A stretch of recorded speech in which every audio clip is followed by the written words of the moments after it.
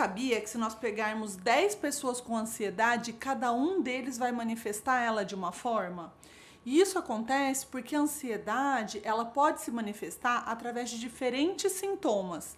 E é por isso que eu resolvi fazer esse vídeo hoje, para te explicar um pouquinho sobre quais são os tipos de ansiedade.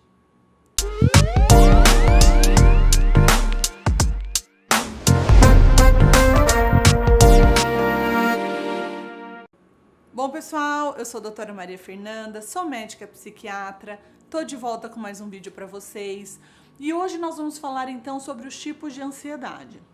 A ansiedade, ela é fundamental para a nossa sobrevivência, mas se ela toma conta da nossa mente e começa a atrapalhar nas atividades do dia a dia, aí nós temos que nos preocupar. Então, antes de falarmos sobre os tipos de ansiedade, nós precisamos nos lembrar primeiro sobre o que é a ansiedade. O conceito de ansiedade, ele pode ser definido como um sentimento de insegurança, apreensão, um temor, associado a uma preocupação excessiva com algo que ainda não aconteceu, ou seja, é um perigo futuro, mas que pode acontecer, fugir do controle e dar errado. Então a pessoa apresenta dificuldade para parar de se preocupar e conseguir relaxar. Essas sensações, elas funcionam como um alerta que desperta o nosso cérebro diante das situações que ele vai interpretar como ameaçadoras. E como que esses transtornos de ansiedade surgem? Bom, quando a gente tem um desbalanço ali químico cerebral, na nossa química do cérebro, nós temos ali, se a gente olhar dentro do cérebro, uma região que é chamada de amígdala, né? São ali dois carocinhos, na verdade, e não é a amígdala que fica na nossa garganta, é a amígdala cerebral. E quando nós estamos diante do perigo, elas ficam hiperativadas e liberam substâncias químicas que vão se comunicar com outras áreas do cérebro, desencadeando a reação corporal do medo. Nos transtornos ansiosos, as amígdalas estão muito em alerta e o cérebro não consegue inibir isso. Por isso que o tratamento medicamentoso, ele vai incluir medicamentos que aumentam a serotonina no cérebro, porque essa serotonina vai conseguir diminuir essa ativação da amígdala, controlando a ansiedade. E você sabia que nós temos vários tipos de transtornos de ansiedade? Nesse vídeo, eu estou seguindo a última edição, que é a 5ª, do Manual Diagnóstico e Estatístico das Doenças Mentais, que é o que a gente chama do DSM-5. Então, o DSM-5, diferente um pouquinho do CID-10, que é um outro manual, ele coloca o transtorno de estresse pós-traumático e o TOC numa categoria à parte. Mas vamos lá, então. Primeiro transtorno de ansiedade, primeiro tipo de ansiedade é o transtorno de ansiedade generalizada, que é o mais comum. Né? Então, eu vou te fazer algumas perguntas. Você se descreve como uma pessoa nervosa? Você anda o tempo todo preocupado? Vive tenso ou tem muita dificuldade para relaxar? Se você respondeu sim, pode ser que você tenha o transtorno de ansiedade generalizada. Como eu disse, ele é o mais frequente e ele é caracterizado por uma ansiedade e preocupação excessivas, frequentes, que causam muito sofrimento, né, e prejuízo, seja no funcionamento social, profissional ou em outras áreas importantes ali da vida da pessoa por pelo menos 6 meses. A pessoa, ela fica num estado de alerta constante e associado pode ter irritação, que é uma sensação, né, ou sensação de nervos à flor da pele, inquietação, é como se tivesse um motorzinho ligado querendo fazer um monte de coisa ao mesmo tempo. Cansaço excessivo, seja mental, físico ou os dois. Tensão muscular, a pessoa fica mais tensa, range os dentes, se pega contraído durante o dia. Dificuldade de concentração, tem um fluxo tão grande de pensamentos que atrapalha para manter o foco. E insônia, seja eu demoro para iniciar o sono, ou então eu durmo, mas acordo preocupado e já não pego mais no sono, ou acordo no final da madrugada e não consigo mais dormir. Segundo tipo de transtorno de ansiedade é o transtorno de ansiedade de separação. Esse transtorno ele é mais comum em crianças, mas pode ter em adulto, né? Pode ter adultos com esse problema também, apesar de ser mais raro. E ele é caracterizado pelo medo ou ansiedade excessivos em relação à separação por apego, podendo ser com uma pessoa, um animal, com objeto e até lugares, tipo, um exemplo, mudança de casa. Então, quando separadas das figuras importantes de apego, as crianças diagnosticadas, elas podem ter dificuldade em socializar, interagir com as outras pessoas, podem ficar apáticas, muito tristes, com dificuldade de concentração.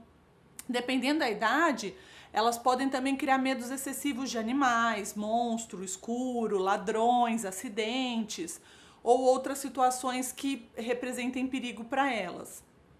As pessoas com esse quadro, eles acabam limitando as suas atividades, né, independentes quando eles estão longe de casa ou da figura de apego. Então, muitas vezes eles não querem realizar nem tarefas básicas, como ir para a escola, ou, se no caso do adulto, ir no supermercado sozinho. Um terceiro tipo de ansiedade é o mutismo seletivo.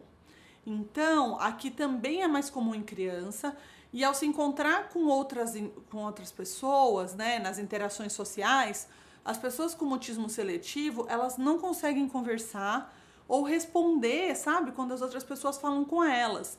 Esse quadro pode também persistir na vida adulta, apesar de ser mais comum nas crianças. E aí as situações de relacionamento interpessoal são marcadas por uma forte sensação de ansiedade e eles acabam ficando prejudicados, assim, né, na relação com as outras pessoas ou no desempenho no trabalho ou na escola. Então, a dificuldade na fala acaba interferindo também na comunicação social. Embora as crianças com esse transtorno, geralmente, elas tentem se comunicar de uma outra forma que não a verbal, como, por exemplo, usar as mãos para se comunicar. Quarto tipo de ansiedade é a fobia específica. Eu tenho um vídeo, nós vamos deixar o link aqui, sobre fobias. E assim, algumas pessoas experimentam medo incontrolável de altura, avião, elevador, cobra, aranha, barata, mariposa, né, Bruno? E outros insetos. E você tem algum tipo dessas fobias? A fobia é um tipo de transtorno de ansiedade e ela é uma sensação de medo excessivo em situações específicas, ou seja, é desproporcional ao fator desencadeante. Ela é irracional porque não tem um perigo real, um perigo, né? E ela é persistente. Ela aparece muitas vezes antes mesmo da situação acontecer. Então, tem pessoas que têm fobia de avião e nunca nem andaram de avião. Então, por conta desse medo excessivo, essas situações passam a ser evitadas ou suportadas com muito temor. A pessoa até vai, mas ela quase desmaia ali de tanta ansiedade naquele momento. E aí a resposta de medo, ansiedade, estresse, ela acaba sendo automática nesses casos. Elas se repetem toda vez que o paciente não consegue, né, evitar e se depara com aquela situação. Então, por exemplo, se a pessoa tem fobia de injeção, ela não vai conseguir nem deixar que outra pessoa aplique nela uma vacina ou um medicamento. Ali ela já tem sintomas fortes de pânico. Tem um paciente que ele desmaia na hora que ele vê a agulha. Então, uma pessoa que tem um medo não patológico consegue lidar isso de uma forma um pouco melhor, né? Eu tenho um certo desconforto, então eu não olho, mas pronto, eu consigo tirar. Na fobia isso é muito intenso. Um quinto tipo de transtorno de ansiedade é o transtorno de ansiedade social ou fobia social, que também é muito comum. E aí eu te pergunto, você se inclui entre as pessoas que têm medo exagerado de ser observado ou avaliado por outras pessoas e fazem o que podem para não comer, para não falar ou escrever na frente dos outros com medo de se sentir envergonhada? Se você respondeu sim, você pode ter fobia social. Esse é o nome dado, então, a esse medo, né, e essa ansiedade exagerada de ser exposto a uma avaliação, observação das outras pessoas nas situações sociais, e por isso as pessoas começam a ficar cada vez mais reclusas. A ideia de ser confrontada com tais situações desencadeia uma ansiedade antecipatória, né? Então a pessoa já começa a pensar antes de acontecer por medo de reagir de uma forma humilhante ou embaraçosa. Nos casos mais graves, as fobias sociais se acompanham inclusive de perda de autoestima e um medo muito grande de crítica, de ser criticado, né? Então eles valorizam muito a opinião das outras pessoas. E o desconforto vai além do que só falar em público, não é só para falar com as pessoas, né? Pessoas com esse diagnóstico se sentem constrangidas, ou às vezes até uma sensação de humilhação, simplesmente por serem observadas em atividades comuns, como comendo, assinando um documento, bebendo alguma coisa. Então, esse grau e tipo de ansiedade, ele pode variar nas diferentes ocasiões dentro da fobia social.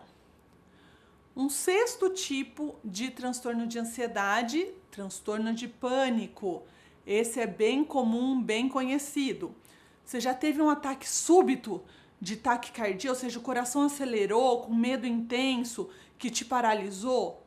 Já sentiu crises fortes de ansiedade ou nervosismo de uma forma insuportável, parecendo que você ia ficar louco ou que ia morrer naquele momento e não ia ter nada que pudesse te salvar? Algum acontecimento parece que desencadeia essa crise? Ou de repente teve essa crise dormindo do nada em casa? Se você respondeu sim, você provavelmente já teve uma crise de pânico ao longo da sua vida. Então, a síndrome do pânico, ela é caracterizada pela ocorrência repentina e inesperada dessas crises que eu te perguntei, né, de ansiedade aguda, que são acompanhadas de um medo muito intenso, um desespero muito grande, associado aos sintomas físicos e emocionais. E aí essa crise de desconforto intenso, ela tem pico em poucos minutos, então eu tenho do nada, ela já vem muito forte, e ela costuma durar, ela costuma ser breve. Ela dura no máximo uns 15 até 30 minutos, depois fica mais uma sensação de estranheza, né? Os sintomas físicos mais comuns é ataque cardíaco, acelerar o coração, falta de ar, suar em excesso, tremor, tensão muscular, sensação de asfixia, parece que o ar não está entrando direito, dor no peito, enjoo, tontura, calafrio, sensação de formigamento, sensação de que não faz parte daquele ambiente, sabe? Medo de perder o controle ou o medo, né, de morrer. Parece que a pessoa realmente vai morrer ali por conta daqueles sintomas. Apesar de ser uma crise mais curta, mais pontual, esses ataques, eles começam a se repetir para quem tem a síndrome do pânico sem gatilho específico. Então, às vezes eu tô dormindo ou tenho uma crise de pânico, tô tomando um banho, tô vendo TV, vou lá e tenho uma crise de pânico. E isso costuma, então, gerar ansiedade e preocupação para aquela pessoa não querer sair de casa, porque ela fala, pessoa, se eu tenho isso na rua, quem vai me socorrer? Quem vai me ajudar? Um sétimo quadro aí de tipo de ansiedade é a agorafobia. Você já faltou atividades que eram importantes por medo de estar num ambiente muito aberto, um espaço muito aberto, como show, estádios ou mesmo na rua? Se sim, pode ser que você tenha agorafobia. E o que é agorafobia? É quando a pessoa tem um medo, uma ansiedade de espaços que geralmente eles não acham que é seguro. Então, uma pessoa com agorafobia, ela tem medo de sair de um lugar que ela considera seguro, geralmente é a casa dela, por exemplo, e principalmente para ela ir para esses lugares que ela considera que é difícil de escapar, onde ela não possa ter ajuda, né, caso ela passe mal. Então, nesses casos, a insegurança da pessoa, ela é desproporcional ao perigo do que realmente pode acontecer. Os pacientes com esse quadro, eles sentem medo de serem atacados ou de não conseguir sair do local que eles estão. Por exemplo, se eu for no cinema, até eu chegar na escada de emergência não vai dar tempo. E aí eles passam a evitar lugares ou eles só saem se eles estiverem acompanhados de alguém, porque aí eles se sentem mais seguros. Um oitavo tipo de transtorno de ansiedade é o transtorno de ansiedade induzido pelo uso de substâncias. Então, quando a pessoa faz uso excessivo de substâncias como drogas, né? Maconha, êxtase, cocaína. Algumas pessoas, quando fazem excesso de uso excessivo de cafeína, tipo aquelas cápsulas de pó de guaraná também podem acabar desencadeando, ou tomam muito café, álcool, até alguns medicamentos, como, né, da classe dos opioides ou das anfetaminas, eles podem ter transtornos de ansiedade desencadeados por essas substâncias. E aí, Eles vão ter as atividades diárias prejudicadas por uma preocupação excessiva, chega a ter até ataque de pânico, que acabam acontecendo ou quando ele está em uso dessa substância ou separado. Ele usou, não teve, mas teve no dia seguinte, teve alguns dias depois. E o nono tipo de transtorno de ansiedade que a gente tem é o transtorno de ansiedade devido a outra condição médica. A gente sabe que tem algumas condições médicas, incluindo algumas doenças, alterações físicas, que podem também acabar desencadeando ansiedade. E a ansiedade não veio do nada, ela veio decorrente dessa doença que acabou comprometendo aí o funcionamento daquela pessoa. Bom, pessoal, então eu espero que vocês tenham entendido que a ansiedade não é tudo igual. Apesar da manifestação ser muito parecida, nós temos diferentes tipos de ansiedade. E é importante a gente saber isso, porque isso direciona muito como vai ser o tratamento, né? E como eu vou direcionar, então, através de um bom diagnóstico, como eu vou fazer o tratamento daquele paciente para que ele fique bem. Espero que eu tenha te ajudado. Se ficou alguma dúvida, coloque aqui nos comentários. E nos vemos semana que vem com mais um vídeo. Então, a pessoa ela apresenta dificuldade em parar de se preocupar... Não. Isso. Isso que é o DSM-5. Vou falar de novo, né? Na hora. Volta do aqui. Né? Cansaço excessivo, seja físico, mental ou os dois. Eu fiz físico, né? Mas seja...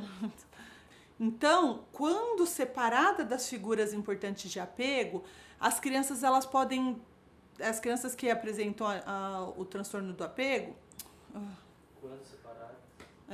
Então vai de novo. Mas aí a síndrome do pânico, ela é caracterizada pela